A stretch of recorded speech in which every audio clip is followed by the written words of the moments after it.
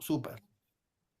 Estupendo. Bueno, lo último que vimos fue una sanidad del Señor en una sinagoga, un hombre con una mano seca o atrofiada. Y la cuestión que surgía en la sinagoga es que al final se nos dice que herodianos y fariseos se pusieron de acuerdo, hicieron causa en común para ir en contra del Señor, ¿no es cierto?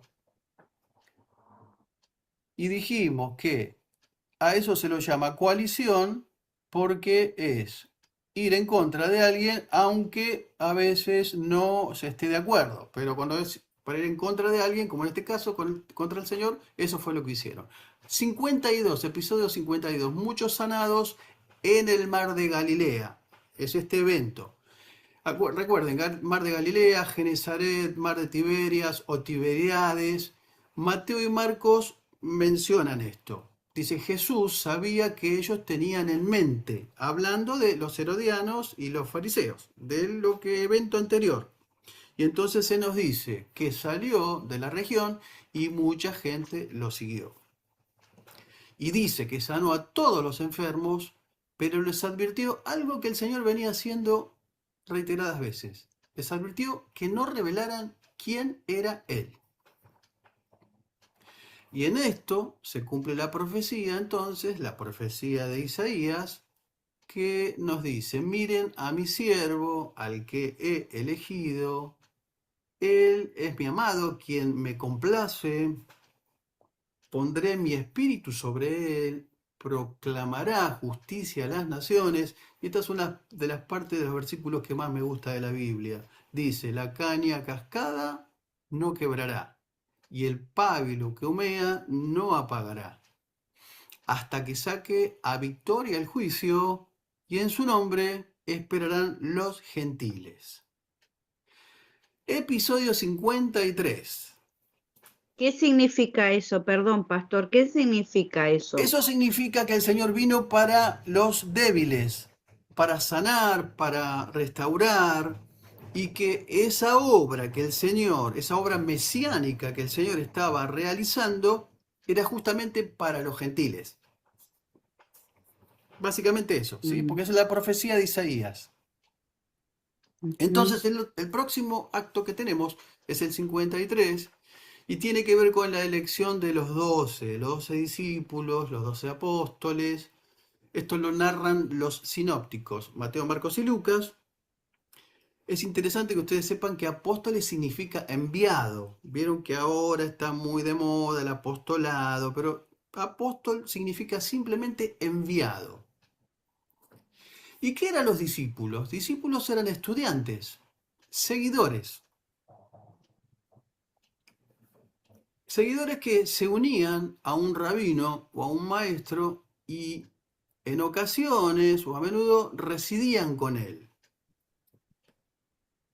Y se convertían en discípulos buscando un rabino y en ocasiones también hundiéndose a una escuela, porque había escuelas rabínicas. Pero acá tenemos a Jesús que toma la iniciativa y va en busca de ellos, al revés de lo cultural. ¿Cómo nos pasó a nosotros? El Señor vino a nosotros, Él nos buscó a nosotros, no nosotros a Él. Y se nos dice la escritura, que pasó toda la noche orando. Se fue al monte a orar, digo bien, y pasó toda la noche orando. Y dice, cuando era de día, llamó a sus discípulos, escogió a los 12 y los llamó apóstoles. Es decir, que pasa, hay como una transición de discipulado a apostolado. Ahora, la tarea de ustedes es que lo sepan de memoria, el nombre de los 12 apóstoles, ¿no? Les voy a dar una pista. Profesor, estoy perdida porque a mí me gusta seguirlo con el libro. ¿Por dónde está leyendo ahora? Estoy en el episodio 52. No estoy ¿Qué? siguiendo el ¿Cuál? libro porque yo tengo resumen del libro. A ver, No, 53. en la Biblia. ¿Qué me decís? 53. Profe, Eso lo en tienen. la Biblia. Profe, ¿puedo hacer una Por pregunta? favor, silenciarse, por favor, se los pido silenciarse. Escuchen, les dije al principio que la hoja de ruta que tenían ustedes era el bosquejo. En el bosquejo tienen los versículos, porque si no tenemos que leer la Biblia y y no es que no querramos leer la Biblia, que es lo más importante, pero recuerde que ustedes ya tendrían que venir leídos 10 capítulos, de 10 episodios del Bosquejo. Con lo cual, ustedes ya estarían sabiendo de lo que estamos hablando. Entonces, en el Bosquejo general que yo les compartí, tienen la hoja de ruta. Ese es el bosquejo. Dicho esto, tengo que decir que se consiguió el libro. Besetti, Juan Cruz, lo consiguió, no sé, él tiene amigos hackers, no sé, habrá algún amigo en la NASA, no sé, Yo lo conseguí en Scribd abrazo, también, en Scribd. perdón. Yo lo conseguí en Scribd. Hay una Perfecto, aplicación que claro, se sí, llama sí, sí, Scribd y ahí perfecto, lo bajé y lo perfecto. descargué. Perfecto. El libro es el libro, pero recuerden, en el bosquejo ustedes tienen una mención que puse yo con modificaciones, porque no es con ese solo libro. Recuerden, también tengo el de Carroll. Hay material de Carroll y algunas cosas que no están ni en el libro ni en el de Carroll, pero el de base sería el de George Knife. Pero la Biblia, siempre la Biblia, recuerden, la Biblia, la Biblia y la Biblia. Todo lo que dice el libro, las referencias, todos, hay que leer la Biblia, que es lo más importante, siempre, siempre, siempre. Entonces, ¿estamos de acuerdo? Pueden tener la hoja de ruta, que es el bosquejo, el libro, que ya está en PDF, y van a tener encima los videos. Mira, nunca fue tan fácil estudiar. Nunca fue tan fácil estudiar, honestamente. Bueno, seguimos. Entonces, 12 apóstoles. Tienen que saber de memoria los nombres de los 12 apóstoles. Hay una pista que les quiero dar que, por ¿Me ejemplo, podría repetir la diferencia entre discípulo y apóstol, por favor? discípulo es un seguidor y apóstol es un enviado. Es decir, que hasta ahora no lo dice el libro, no lo dice el libro. Hasta ahora eran seguidores de Jesús. Siguen siendo seguidores de Jesús, pero apóstol significa enviado, con lo cual ahora viene una comisión para ellos, una misión. ¿Sí? Ahora los está empezando a formar para enviarlos el Señor. Por eso es que los está llamando apóstoles. Y como dijimos antes, con el bautismo del Señor, que algunos biblistas dicen que bueno, a partir de ahora hay que empezar a llamarlo Jesucristo, porque a partir del bautismo fue ungido por el Espíritu Santo, en vez de Jesús hay que llamarlo Jesucristo a partir del bautismo. Yo no estoy diciendo que a partir de ahora hay que llamarlo apóstoles y no discípulos. Es indistinto, no hay problema. Pero ahora, voy a comentar algo importante acerca de lo que el Señor hizo para que fueran apóstoles. ¿Sí? Entonces, una pista que les doy para que sepan y distinguir los discípulos. Hay 3 pares de hermanos. Hay dos con nombre de Simón, hay 2 con nombre Jacobo o Santiago. Jacobo y Santiago ya les expliqué cómo era la derivación de los nombres, y 2 Judas. Y la lista son Simón y Andrés, o Andrés y Simón para ser más correctos, Jacobo, Juan, que también son hermanos, Felipe, Bartolomeo, Natanael, tiene esos 2 nombres, Juan y Jacobo, dije entonces Felipe y Bartolomé, que son hermanos, Mateo, Tomás, Jacobo hijo de Alfeo, Simón el Celote, Judas Tadeo, hermano de Jacobo, y Judas Iscariote. Lo tienen todos en el bosquejo, simplemente los menciono nada más. Disculpe, Todos los... pastor, para responderle, ¿Perdón?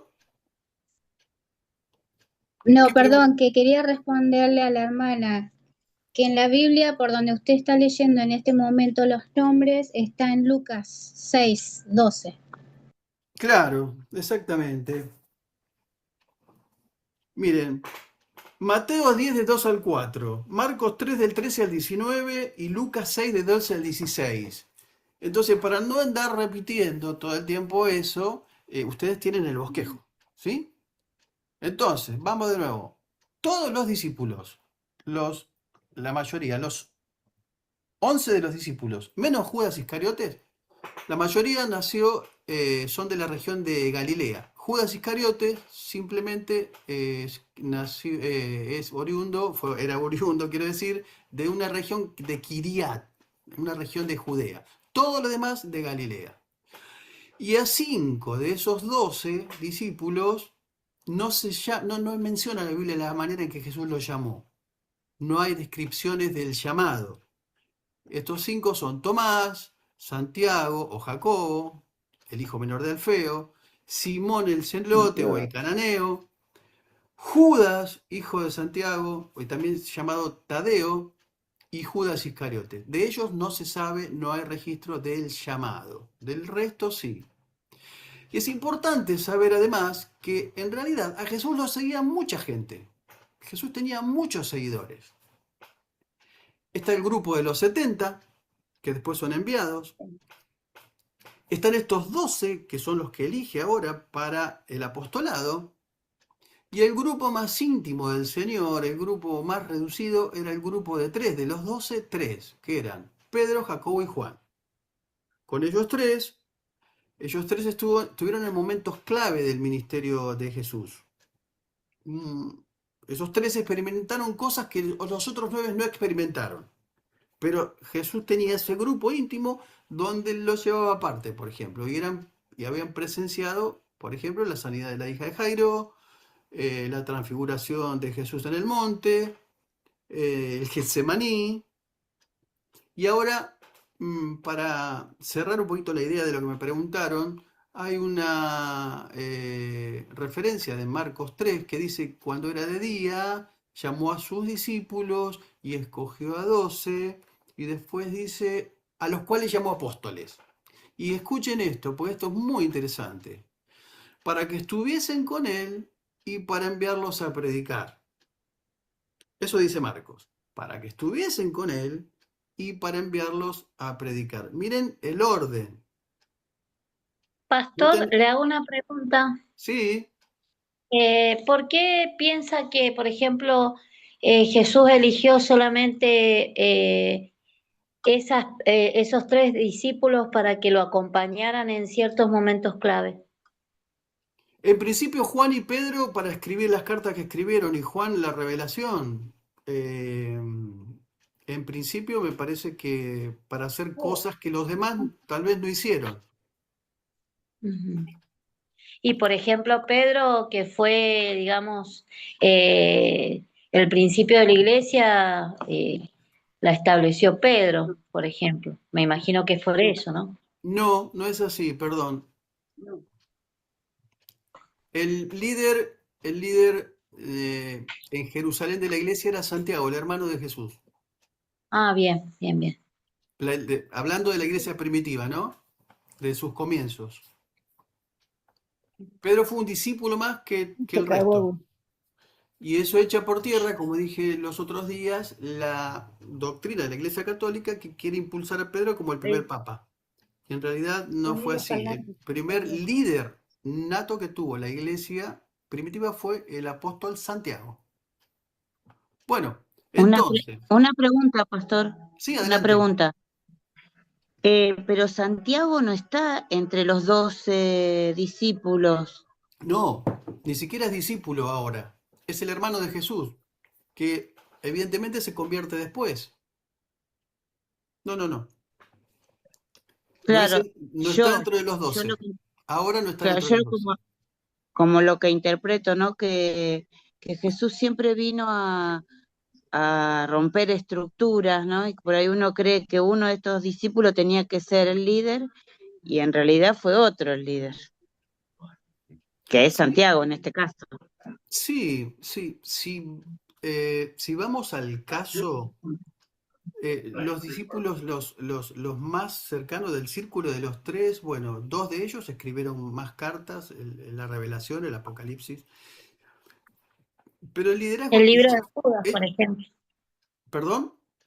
El libro de Judas, por ejemplo, que lo escribió Judas, uno de los hermanos de Jesús. Bueno, pero sí, pero déjenme, por favor, terminar esta idea que les quería comentar respecto a esto. El, eh, el problema del liderazgo, recuerde, ahora vamos a ver cuando tanto Jacobo y Juan los hijos de Zebedeo, los Boanerges, se peleaban por un puesto, por una posición. Pues la madre intercedió por ellos para ver quién iba a la derecha. Entonces, ¿vieron? Lo vamos a ver con detenimiento eso. Y Jesús dijo, no está en mí darles a ustedes el lugar de preeminencia, sino el Padre. O sea, entre ellos siempre hubo, no era un círculo perfecto, los 12 no eran perfectos. De hecho, Jesús tuvo que trabajar mucho, pero muchísimo, en transformarlos, y incluso Jesús resucitado, ellos todavía no entendían muy bien, el propósito. Jesús tuvo que aparecérsele después de resucitado 40 días para que entendieran bien realmente cuál era el propósito. De hecho, estando en Jerusalén y con el nacimiento de la iglesia, con el bautismo en el Espíritu Santo, recuerden, ellos seguían estando en Jerusalén y el mandato era ser testigos, no solamente en Jerusalén, en Judea, en Samaria y hasta el último de la tierra. Y por eso después en 8.1 vino la persecución. Pero sigamos. Entonces, el orden establecido que dice Marcos, que es, Jesús los llama para que estuviesen con él y para enviarlos a predicar. ¿Por qué? ¿Por qué es caprichoso eso que puso Marcos, inspirado por el Espíritu Santo? ¿Por qué para que estuviesen con él primero y después para enviarlos a predicar?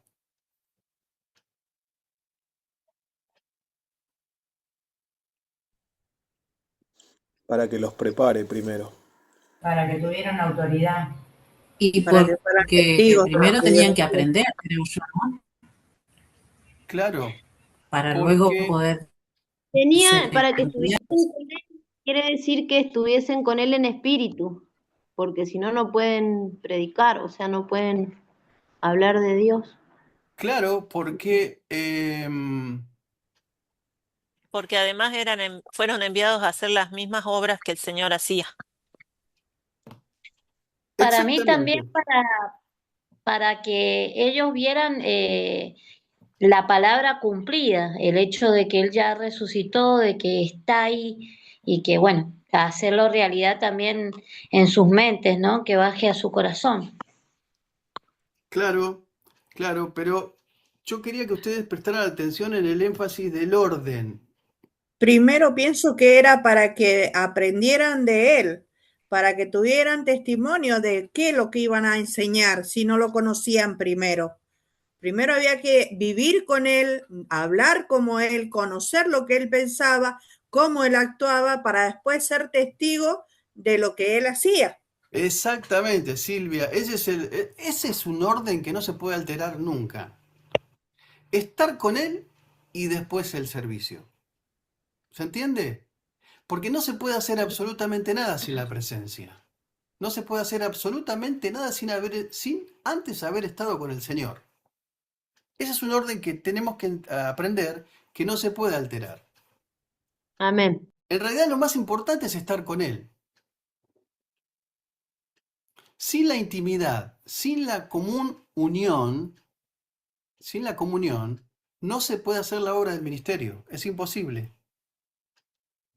¿Saben cómo eran conocidos los discípulos según el libro de los Hechos? Según el libro de los Hechos, después que Jesús ascendió a los cielos, decían que eran conocidos por haber estado con el Señor. Miren qué hermosa modalidad. Que la gente nos conozca por haber estado con el Señor. ¿No? No porque vamos a la iglesia, no porque tenemos una posición de liderazgo. Que la gente nos conozca por haber estado con el Señor.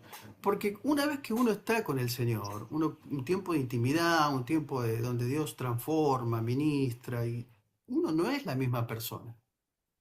Definitivamente no es la misma persona. Bueno, episodio número 54, esto nos va a llevar un tiempito más y es el sermón en la montaña, el sermón en el monte. Mateo 5 al 7, Lucas 6 del 17 al 49. En realidad no es fácil abarcar todo el sermón del monte en una materia como esta.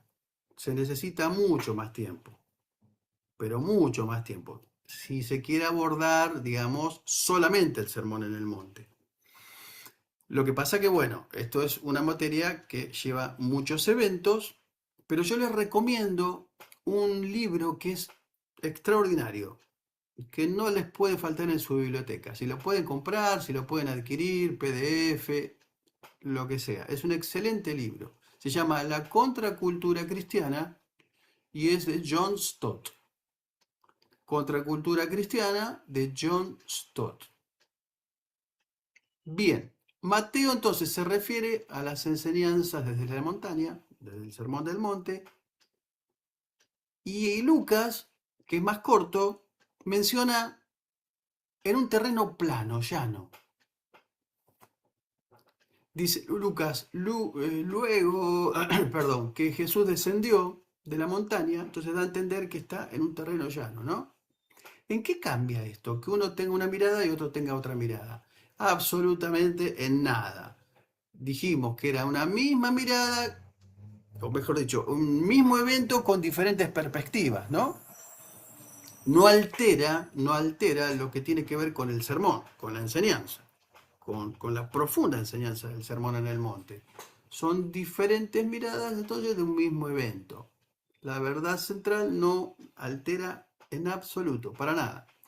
Lucas 6, 17 dice que descendió con ellos y se detuvo en un lugar llano, con sus discípulos y una gran multitud. Ahora, se puede usar la palabra llano incluso en una zona plana dentro de la montaña. A nosotros nos gusta hacer senderismo con Flo, con mi esposa, trekking, y a veces vamos a Córdoba, Neuquén, Cabiahue, fuimos este año, y descubrimos un lugar en una montaña que tenía una superficie llana bastante extensa, e incluso había un lago arriba en la montaña. Entonces se puede usar la palabra llano, entonces incluso en una zona así, aplanada, en la misma montaña. En realidad, ¿qué es el Sermón del Monte? ¿Qué es? El Sermón del Monte sería como la constitución para los ciudadanos del reino.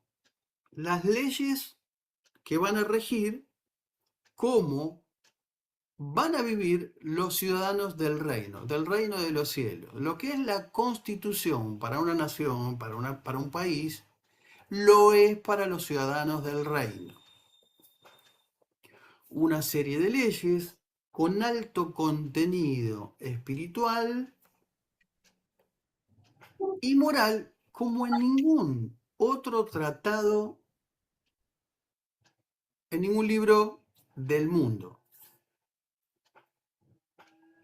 Hay una conexión entre las leyes dadas en el Sinaí, es decir, de monte a monte, del monte Sinaí a este monte.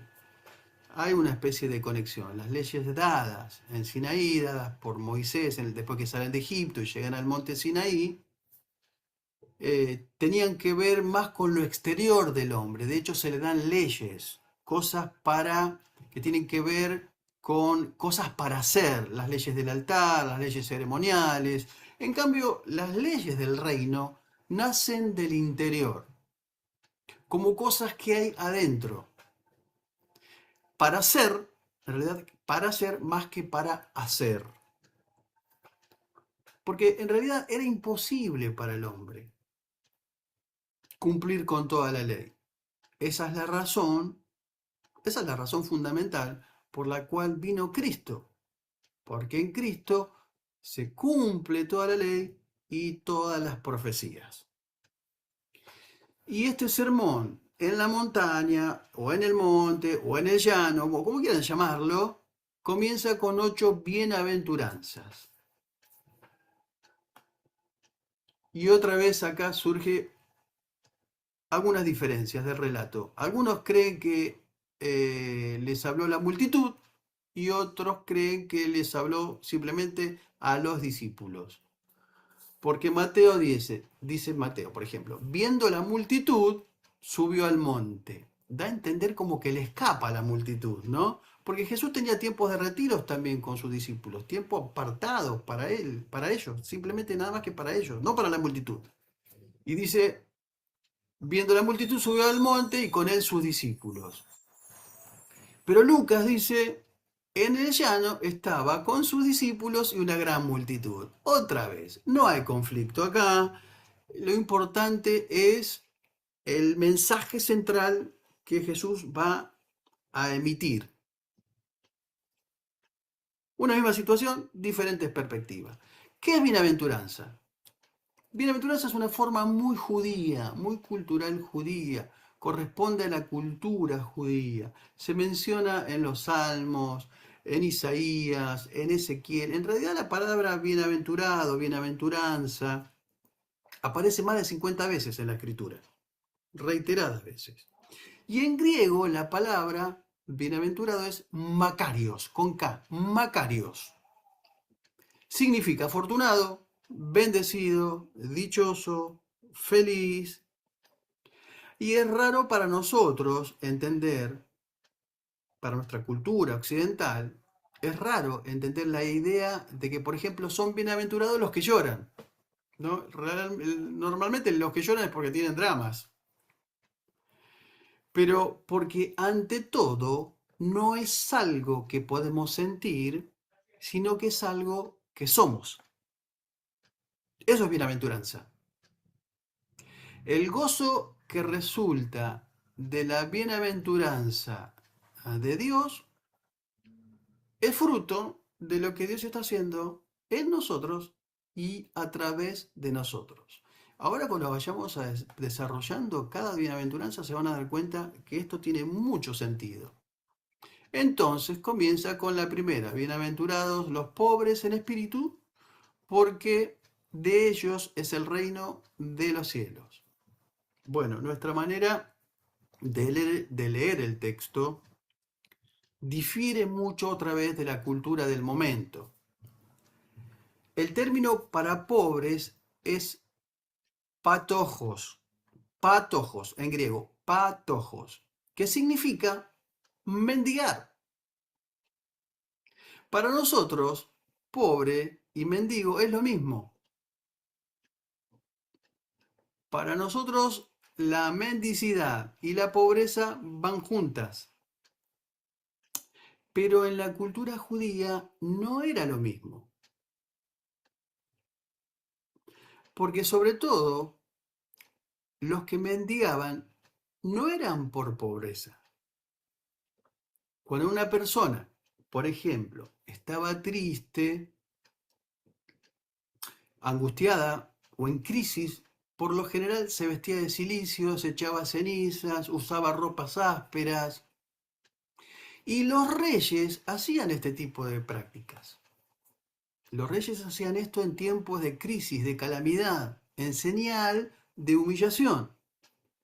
Y los reyes no podemos pensar que eran personas pobres económicamente. Entonces, ¿cuál era la idea? Tenía que ver más con una cuestión de arrepentimiento y la idea de verse como un mendigo, un necesitado, pero sobre todo humillado. Para nosotros pobre es el que no tiene plata, ¿no es cierto? Para nosotros pobre es el que no tiene plata. O pobre en espíritu, el que no tiene espiritualidad. Pero es mucho más que eso. En el sentido bíblico, es mucho más que eso. Es el que necesita desesperadamente, el que mendiga desesperadamente a Dios. Y que reconoce que no puede vivir sin Él. El concepto de humildad tiene que ver con renunciar a un estatus, a una posición. Como mencioné, por ejemplo, los reyes. Va otro ejemplo. En Belén, el día que nació Jesús, por ejemplo, ¿nacieron más niños, sí o no? Hubo más nacimientos, muchísimos más nacimientos. ¿Cuál fue la diferencia entre Jesús y el resto de los niños que nacieron? Bueno, que el rey recién nacido dejó su trono, se despojó de su gloria y se hizo hombre. ¿Se entiende la idea? Es renunciar a un estatus, a una posición. Esa es la idea de pobre en espíritu. Y esta primer bienaventuranza es clave. Es como la pieza principal en todo en un motor. Es como el engranaje principal para que las otras 7 funcionen. Es la más importante. Porque en realidad, si no hay mendicidad desde el punto de vista bíblico, si no hay desesperación por Dios, por su presencia, reconociendo quién es Él y quiénes somos nosotros delante de Él, lo demás, todo lo demás carece de sentido. ¿Saben qué es el Evangelio? Para resumir esta idea, ¿no? Para englobar y resumir esta idea. ¿Saben lo que es el Evangelio? No es la definición simplemente que dijimos, son las buenas noticias, ¿no? No es simplemente la definición que dimos. Pero en otras palabras, ¿qué es el Evangelio? Para describirlo de alguna manera. Yo se los explico brevemente. Es un hambriento por Dios que comparte el pan, es decir, la vida de Cristo, con otro hambriento. Esa es la definición del Evangelio, digamos, no convencional, ¿no? ¿Vamos bien? ¿Sí? ¿Vamos bien? Perfecto. Excelente. Bueno, pero entonces ahora son los bienaventurados los que lloran. Los que lloran. ¿Por qué los que lloran? Porque los que lloran recibirán consolación. Ahora lo que Jesús les está diciendo a sus seguidores, lo que les está enseñando o advirtiendo es lo que ellos van a experimentar. Otra vez, nos gusta mucho Hechos 1:8, donde se nos dice recibirán poder, cuando haya venido sobre vosotros el Espíritu Santo, pero nos quedamos ahí. Pero continúa el versículo diciendo, y me seréis testigos. Y ahora van a entender un poquito más, y va a haber un poquito más de amplitud sobre lo que Jesús estaba diciendo. Testigo significa mártir. Significa mártir. Y 8:1, donde comienza la persecución, como dijimos al principio, entonces pasan 7 capítulos. Entonces no se nos da poder simplemente para milagros y para prodigios. Se nos da poder, somos investidos del poder para ser testigos. Porque ellos iban a ser mártires. Ellos iban a entregar su vida por la causa. Todos los discípulos.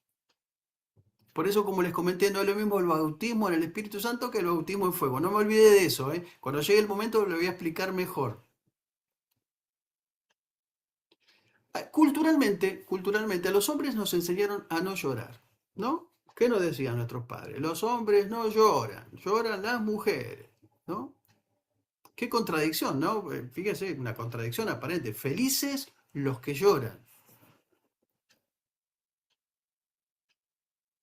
En realidad, la dicha, la felicidad, no es un estado de ánimo. Esto lo dicen también los psicólogos. En realidad, la dicha para el cristiano, la mayor felicidad, es ser como Él es. Y si Cristo lloró, ¿cómo no vamos a llorar nosotros?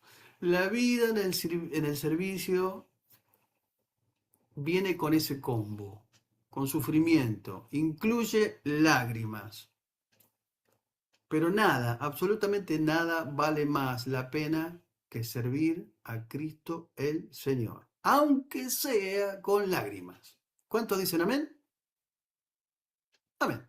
Amén, amén. Vamos con los Amén. mansos. La tercera es bienaventurados los mansos, porque ellos recibirán la tierra por heredad. Bien, manso no es menso. ¿Se entiende? Manso no es una palabra, no es una persona, quiero decir, que la manejan, que es manipulable, que todo el mundo le dice hace esto, hace aquello, que lo tienen de aquí para allá. Manso, en griego, no es sinónimo de debilidad. La idea es como cuando vieron un caballo salvaje, indomable, que es difícil de domar. Bueno, Y cuando se sube el jinete y toma de la rienda, se vuelve dócil y se sujeta. Bueno, manso, la idea de manso es esa. Manso es alguien con carácter, pero sujeto a control. ¿A control de qué? ¿De quién? A control del Espíritu Santo. Miren qué interesante, la Biblia menciona a Moisés como la persona más mansa de toda la tierra. Dice Moisés, el más manso de toda la tierra. Números capítulo 12. Y sin embargo, Moisés mató a un egipto de un puñete, ¿no es cierto? Le metió una piña y lo mató. ¿Sí o no? ¿Qué ocurrió? Lo que ocurrió es que la escuela del desierto, a Moisés cuando tuvo que huir 40 años, la escuela del desierto lo convirtió en manso, en dócil y sensible a Dios. Y solamente así pudo liberar a su pueblo, solo así, para entrar a la tierra prometida. Porque dice la Escritura que solo los mansos recibirán la tierra como heredad. Salmo 37. ¿Vamos bien por acá? ¿Sí? Amén, pastor. Sí, sí, todo bien. Perfecto. La cuarta bienaventuranza tiene que ver con los que tienen hambre y sed de justicia, porque ellos serán saciados. Ahora, justicia en la Escritura es un concepto demasiado amplio. Demasiado amplio. La justicia de Dios, por ejemplo, implica su perfección, su integridad y su rectitud. Pero acá, desde acá abajo, hay que verla como misericordia. ¿Por qué? Porque Dios es tan recto que si nosotros cometemos un pecado, el castigo ¿qué era? La muerte. ¿No? Pero su justicia no podía cambiar la ley. La ley dictaba eso. Todo aquel que peque, esa alma morirá. La ley es la ley. Por eso es que Dios tuvo que enviar a su Hijo a morir por nosotros. Es el sustituto. Entonces, cuando se habla de justicia, hay que interpretarlo como de misericordia de Dios. La justicia se ve como equidad muchas veces, y la equidad es el trato justo, imparcial y recto hacia todas las personas, sin favoritismos ni prejuicios. Eso es equidad, ¿no? Pero equidad no es lo mismo que igualdad. El concepto que todos tenemos de que somos todos iguales es relativo, depende. Primero porque ningún ser humano es igual al otro. Ninguno, absolutamente ningún ser humano es igual al otro, porque si no Dios hubiera hecho robots, no hombres y mujeres. Somos todos iguales en dignidad y todo el mundo, toda persona tiene el imago Dei, el soplo de Dios, que comenzó con el primer hombre y se fue pasando de generación en generación. Entonces, el concepto a veces de igualdad trae cierto conflicto. Algunos dicen, por ejemplo, todos deben ganar el mismo dinero, por ejemplo. Todos tienen que ganar el mismo dinero, ¿no? Pero entonces,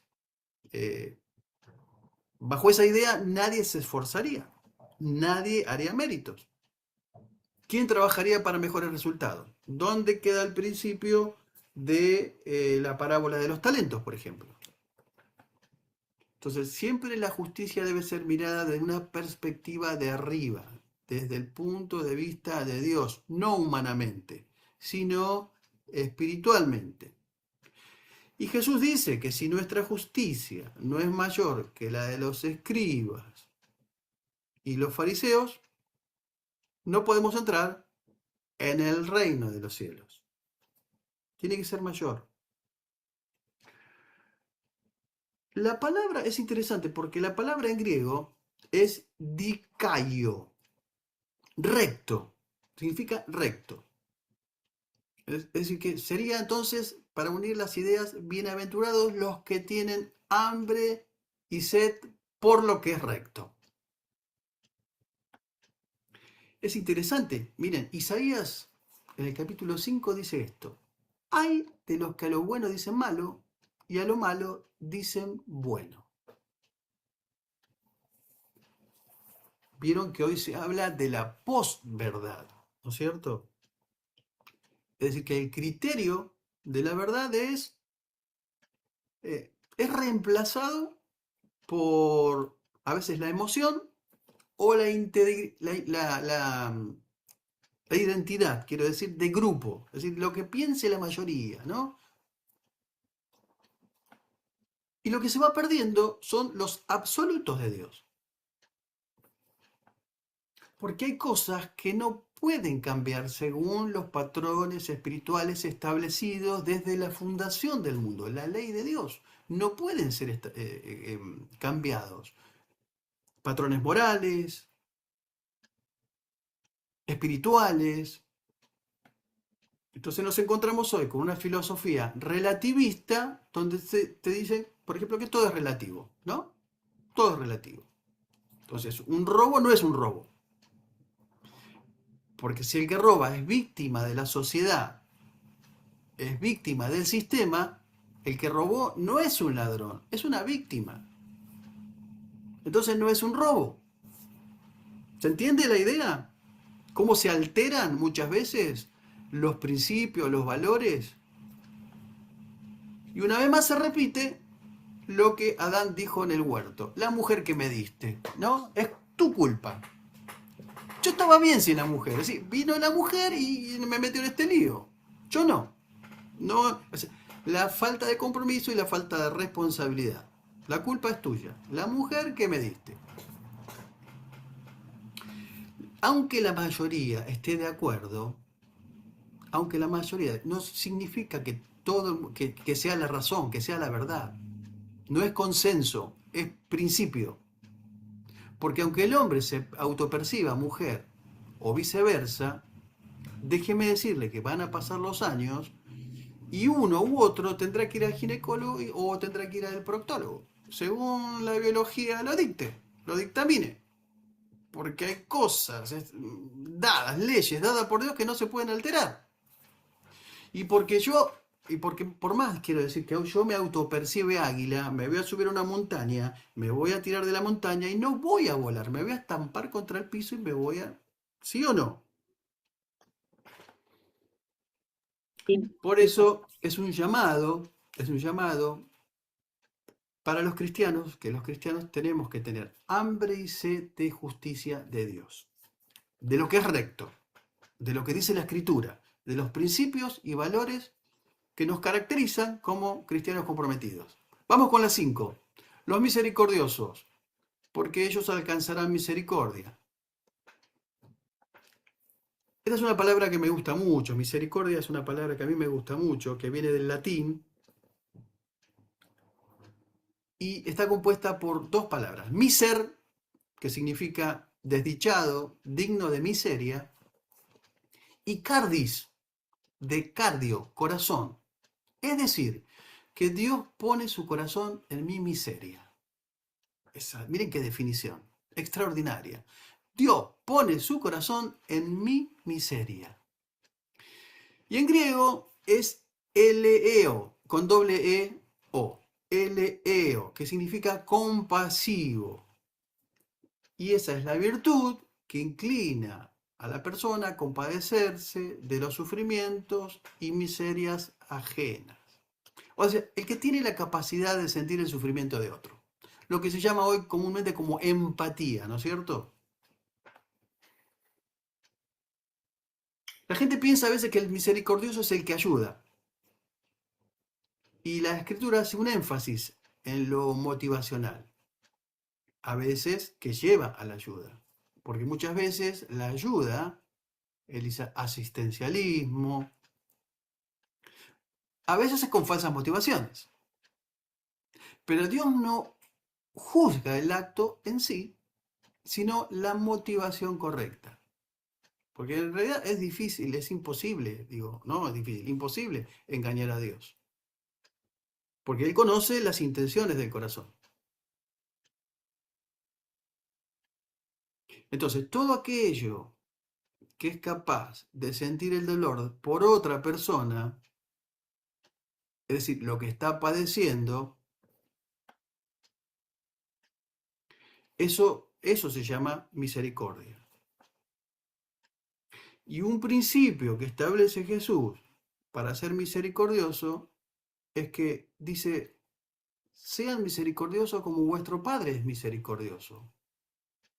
Es decir, no es una cuestión de querer o no querer, es una cuestión de genética divina. Como es nuestro Padre, así tenemos que ser nosotros. Es decir, es la identidad que nos da nuestro Padre Celestial. Y hay otro principio, no menos importante, que está ligado a esta bienaventuranza, que es muy importante, es que el día que nosotros necesitemos de misericordia, vamos a obtener si en realidad fuimos misericordiosos. Es el principio de la ley de la siembra y la cosecha. ¿Vamos bien? ¿Vamos bien? Bueno, vamos con lo de limpio corazón. Excelente. Bienaventurados los de limpio corazón, ellos verán a Dios. Esta parece bien sencilla, ¿no? Una bienaventuranza bien sencilla de entender. Todos, mayormente todos sabemos lo que es tener un corazón limpio, o sucio, o dañado, o sano. Pero también hay un principio que muchos de nosotros ya lo sabemos de memoria, que lo hemos leído y lo repetimos permanentemente, que se nos dice que sobre toda cosa guardada, es decir, lo más importante a cuidar, ¿qué es? Bueno, guardar el corazón, porque de él mana la vida. En realidad es una invitación a guardar nuestros pensamientos.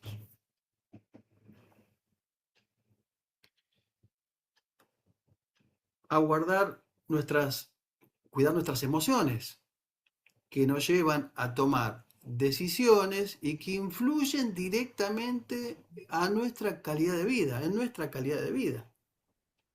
¿Puedo decir algo, pastor? Sí, adelante.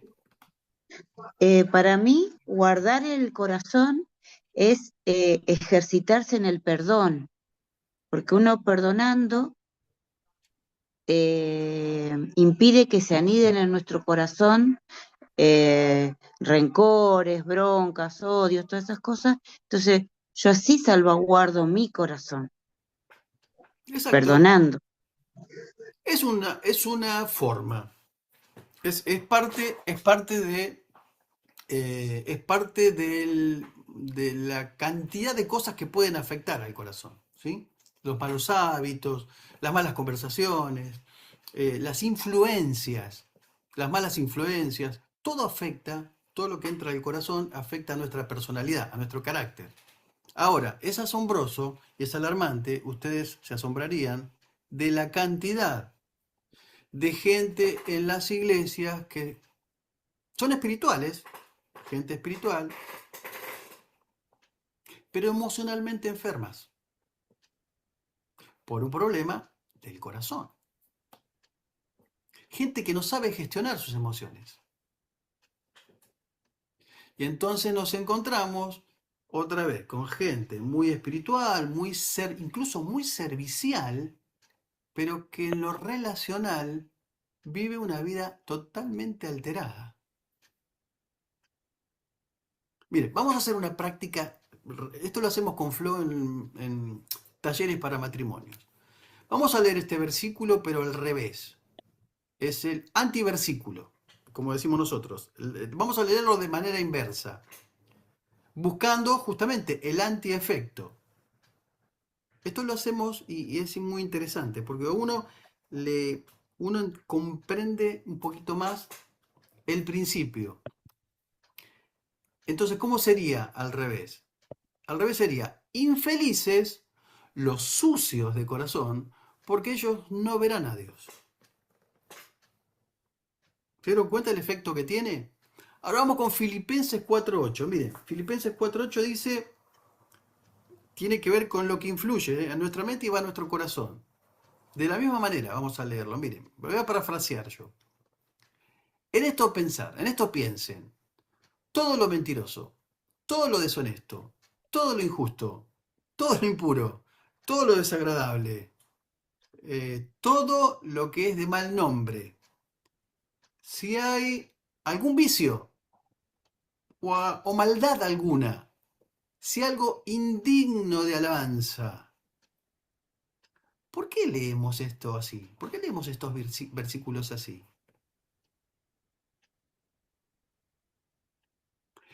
Para entender que algunas personas aplican el antiversículo. O sea, la Biblia es clarísima, la leen todos los días. A la hora de la práctica, practican el antiversículo. Y el corazón, justamente, es el receptor, lo que define nuestra manera de ser, nuestro proceder, nuestro carácter. Miren, por años se enseñó en la iglesia a prepararnos para el cielo. La meta era la vida eterna, ¿no? La finalidad era llegar. Pero no nos prepararon para la tierra. Y si la Biblia dice que para Dios la tierra es el estrado de sus pies y el cielo es su trono, según Isaías 66, versículo 1, quiere decir que Dios está tan interesado lo que pasa arriba como lo que pasa acá abajo, en ambas dimensiones.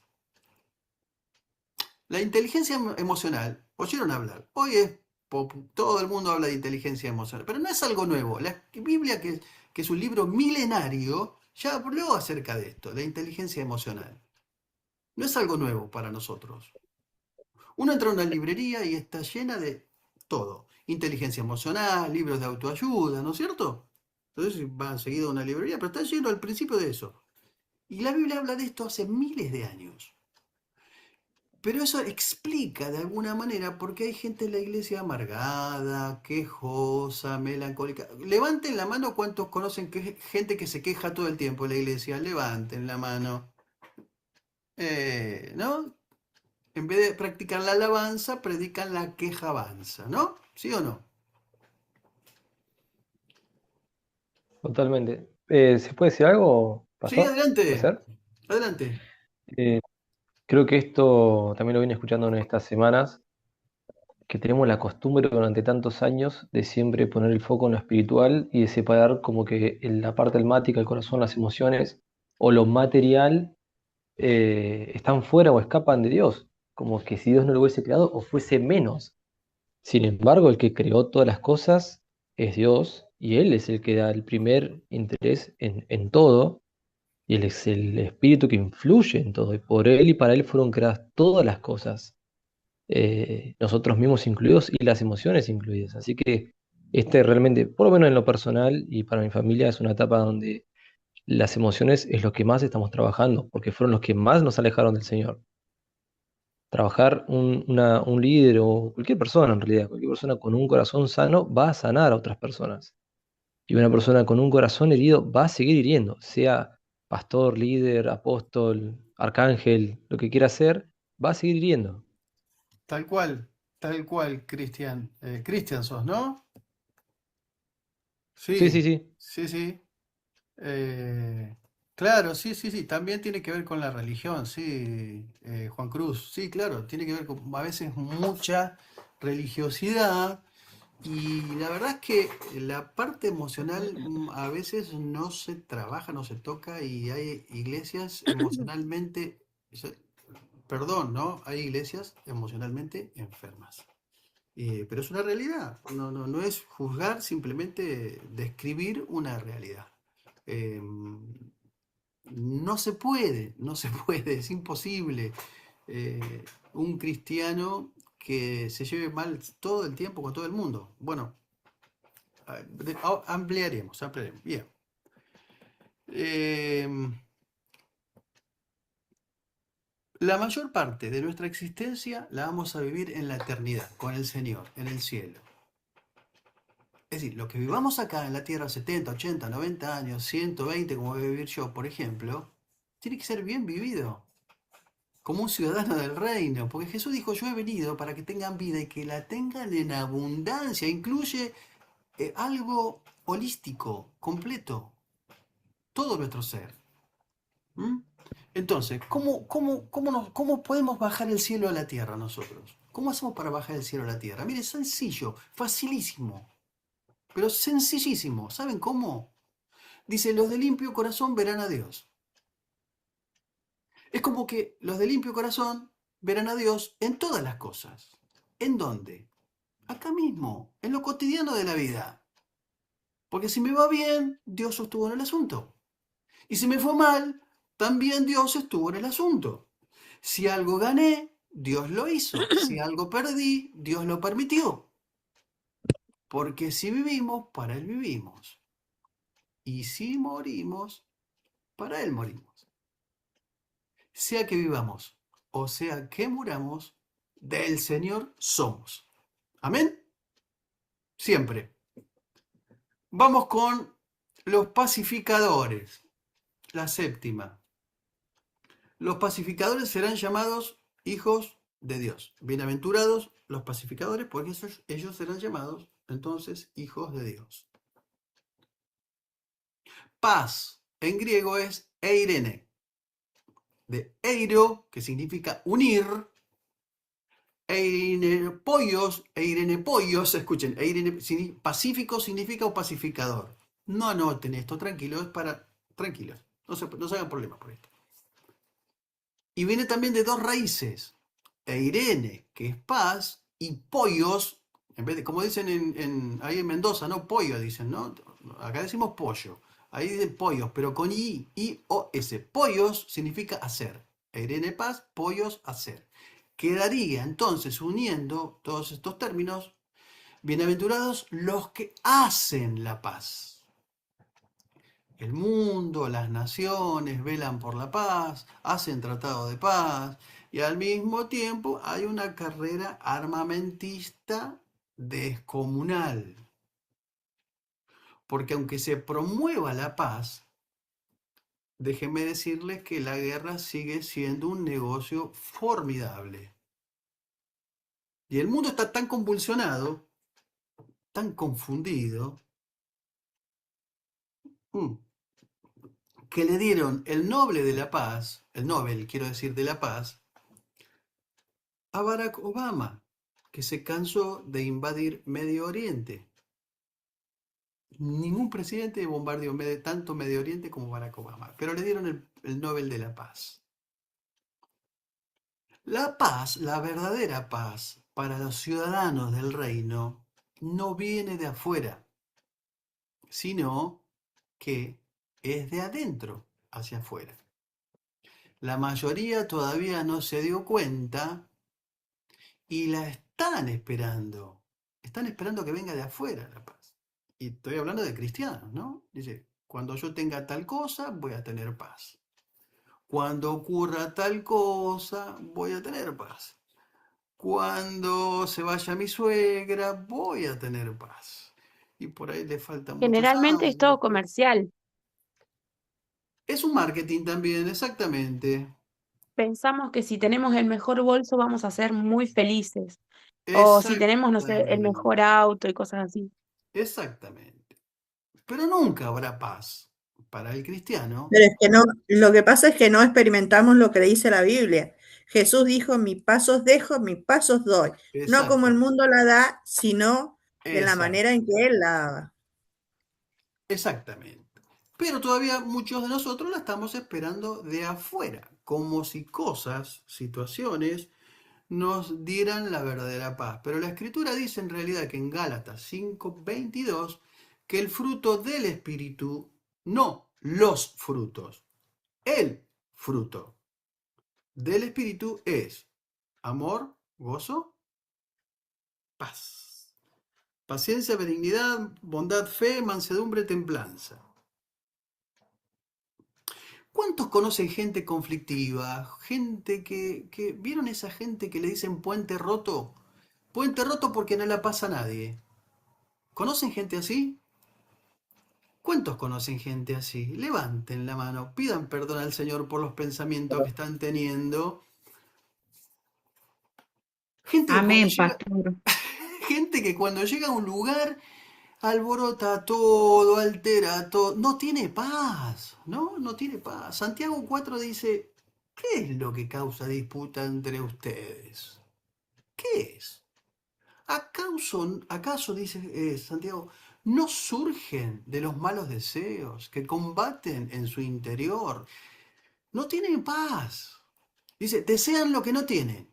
No tienen paz. ¿A quién está hablando el apóstol? A creyentes, no a inconversos. No tienen paz porque no manifestaban el fruto del Espíritu.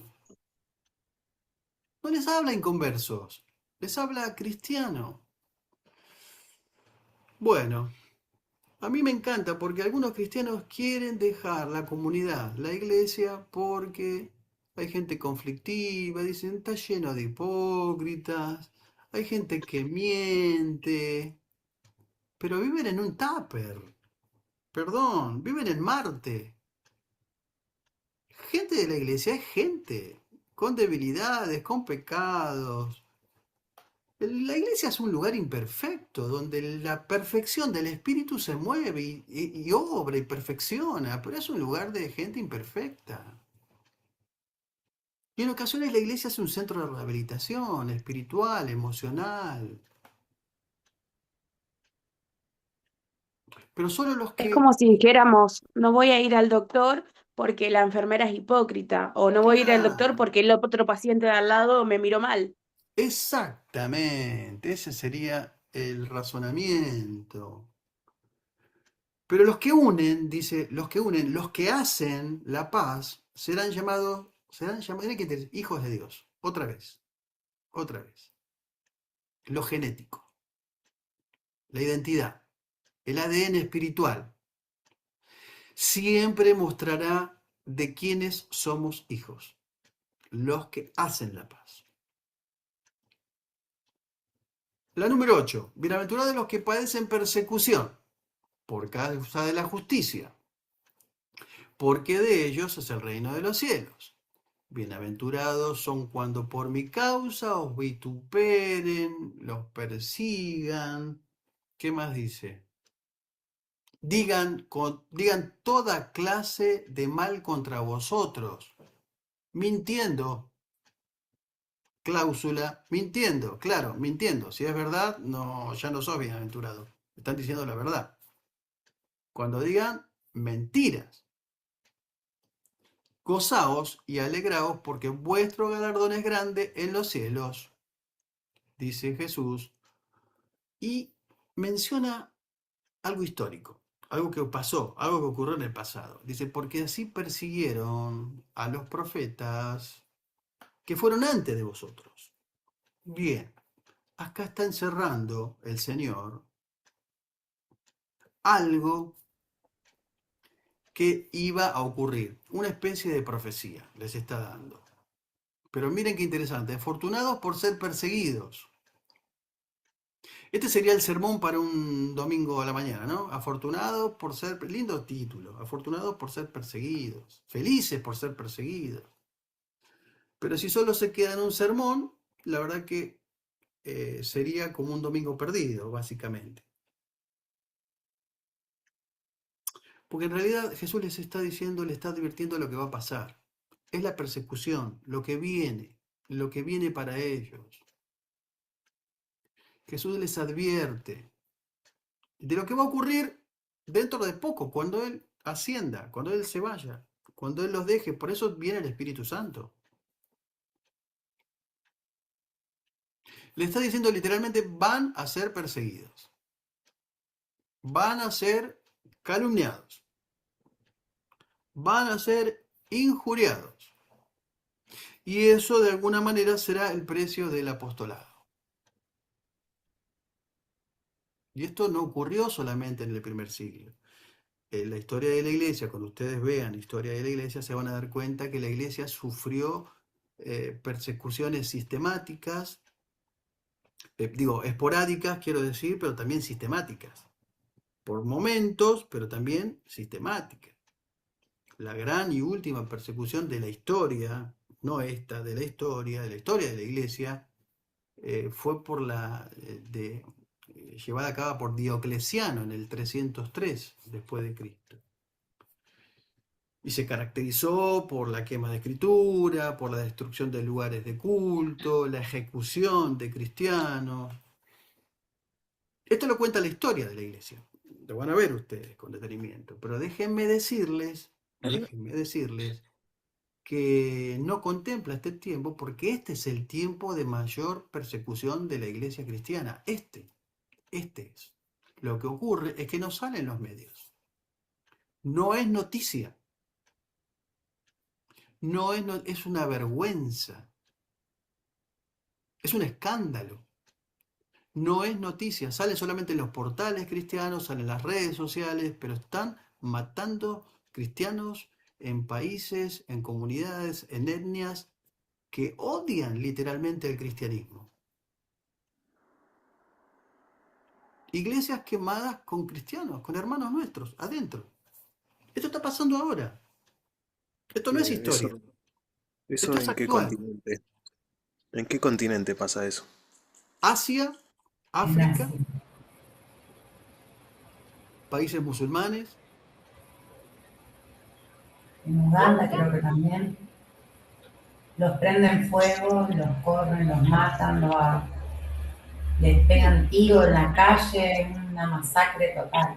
Adentro de la iglesia, donde está el pastor también, están en Ahora una piensen, reunión y pasan y los matan. sí, piensen por un momento, la iglesia primitiva se reunía en secreto. Muchos de nuestros hermanos eran perseguidos, también el circo romano ardían como antorchas, su tumba era el vientre de los leones, literalmente.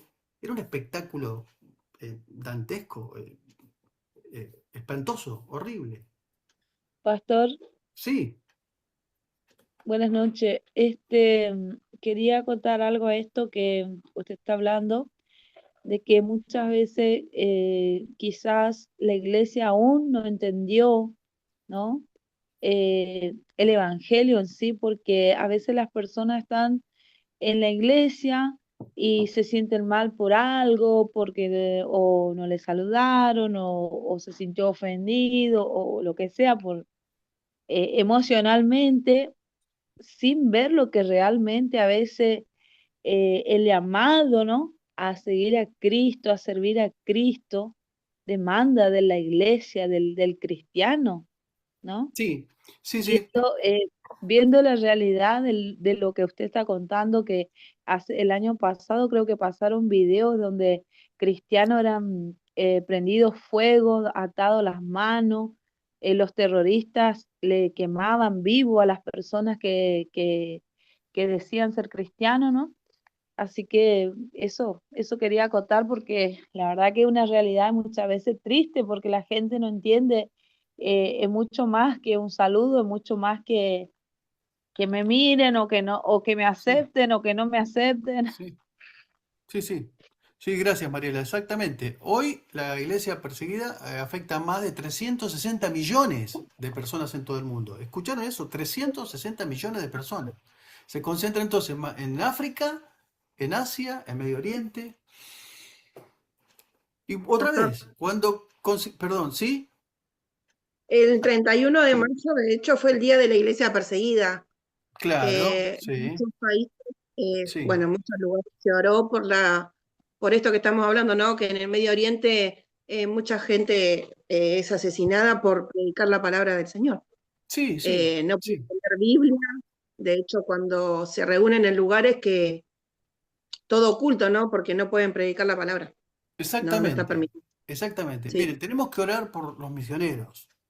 No importa la denominación, son hermanos nuestros, están llevando adelante un trabajo extraordinario.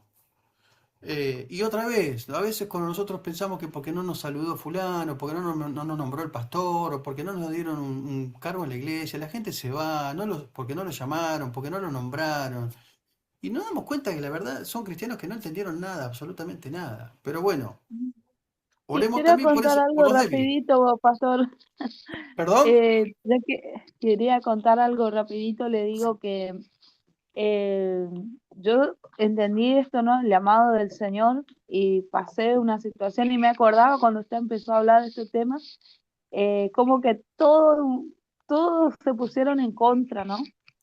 Y de mí, de mi persona, en la iglesia, y mi esposo sabía de eso, ¿no? Y me decía que no vaya, ¿por qué tenía que ir?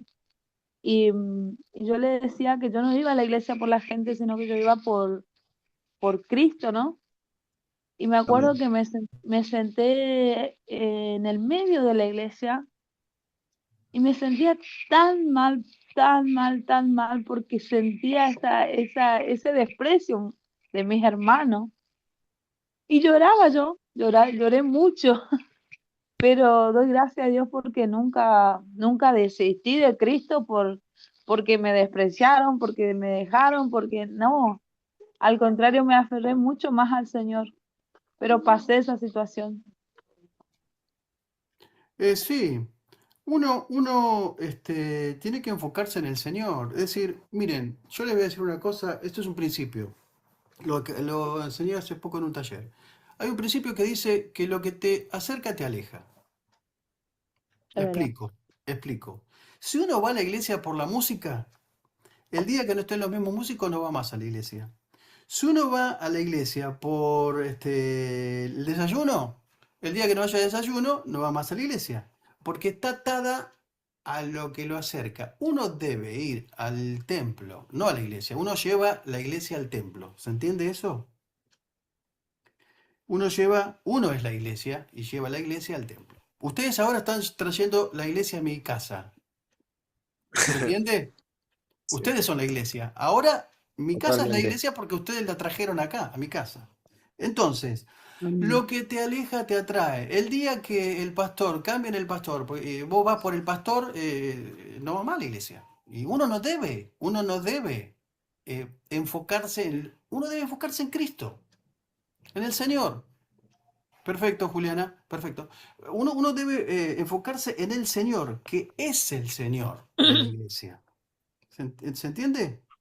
Bueno, entonces, vamos a terminar con esta idea acá, y aquí terminamos la bienaventuranza porque eh,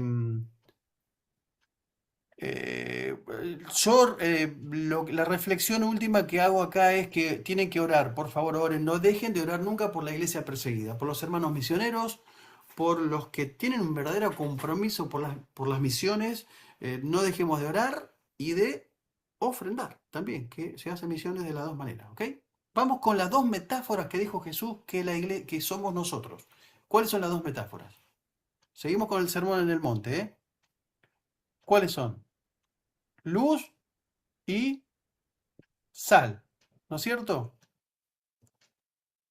¿Sí? Ahora, Así es. miren qué interesante. Jesús no dijo, sean luz y sal. ¿No? Dijo, ¿qué cosa? Ustedes son Son. la sal y la luz de la tierra. Dos cosas fundamentales para que la tierra exista. Imaginen si a los océanos le quitaran la salinidad, el desastre ecológico que ocurriría, el desequilibrio ecológico, el desequilibrio en el clima. Imaginen si no existiera la luz, ¿qué ocurriría? Las plantas no podrían hacer fotosíntesis, habría una alteración en la alimentación de los animales, los seres humanos se verían afectados, todo el mundo, ocurriría una alteración climatológica, pero que tiene que ver con el medio ambiente y la calidad de vida terrible. Nadie podría subsistir sin esos, perfecto, nadie podría subsistir sin estas dos cosas tan esenciales que Dios creó para la vida humana.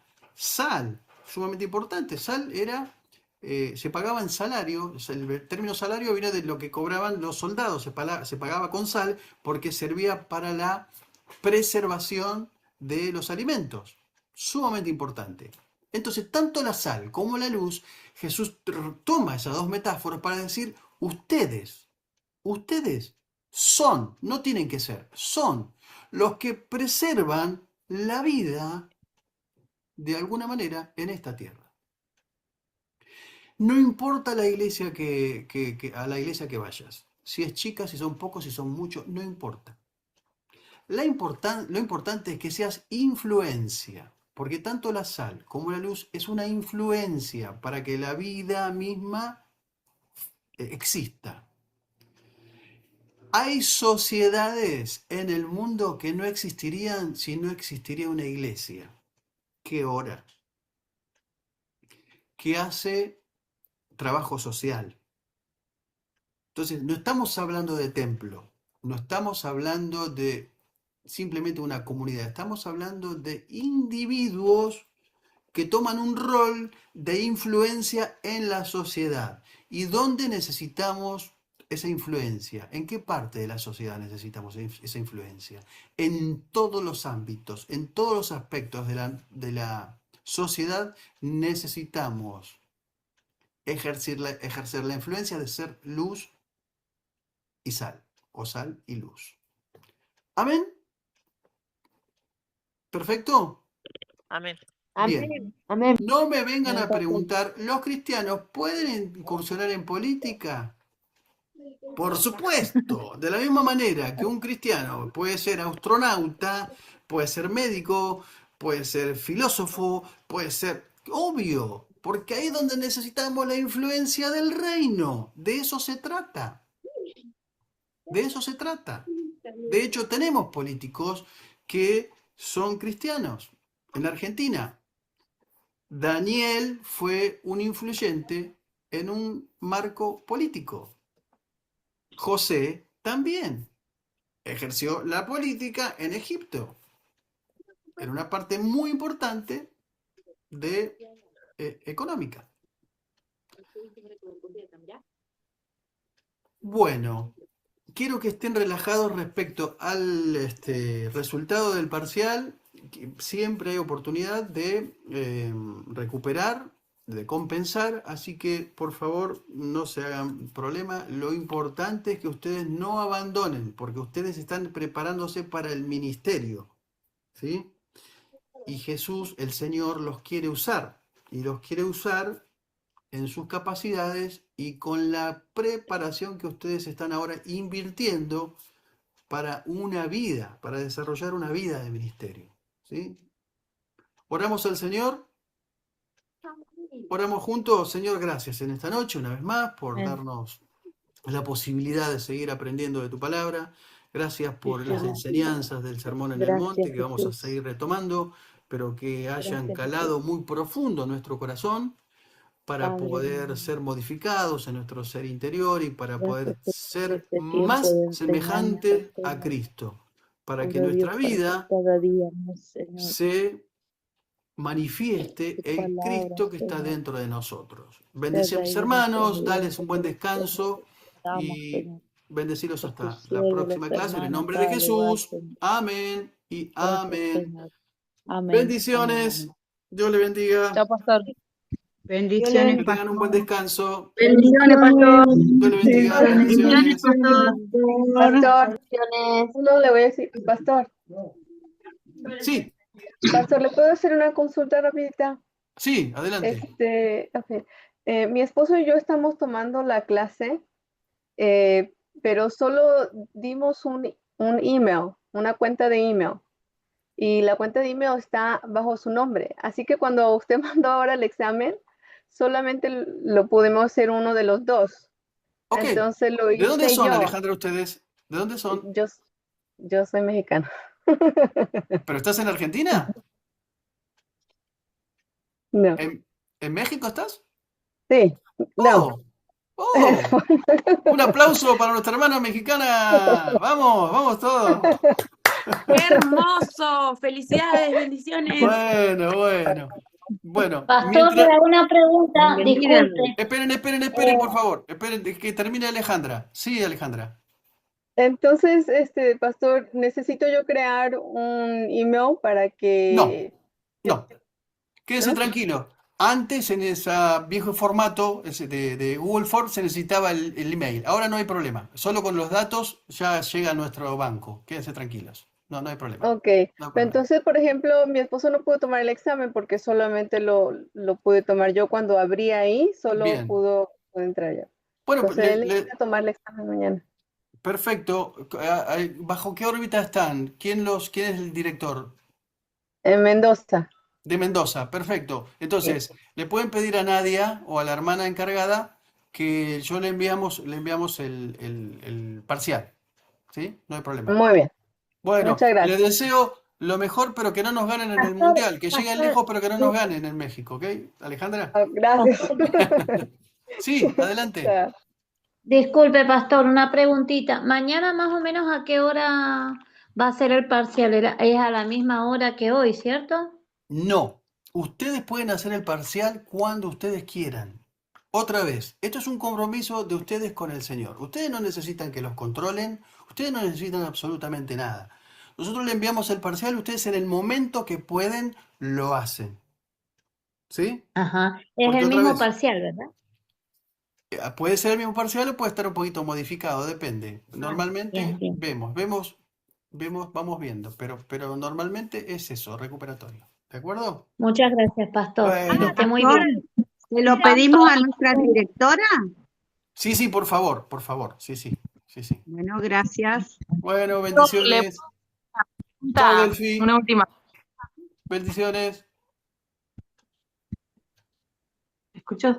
Profe, Sí, ¿te puedo hacer una pregunta? adelante.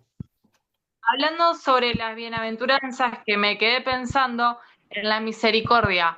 Sí. Le comento, el 25 de mayo vino una pastora misionera y bueno, frente a todos los que éramos, llamó una chica alta, flaca, y esa era yo, dice, es una chica que resalta por su altura. Y dijo de que me acerque porque tenía un corazón con misericordia, ¿no? Ahora mi duda es la siguiente, ¿cómo pongo en obra la misericordia?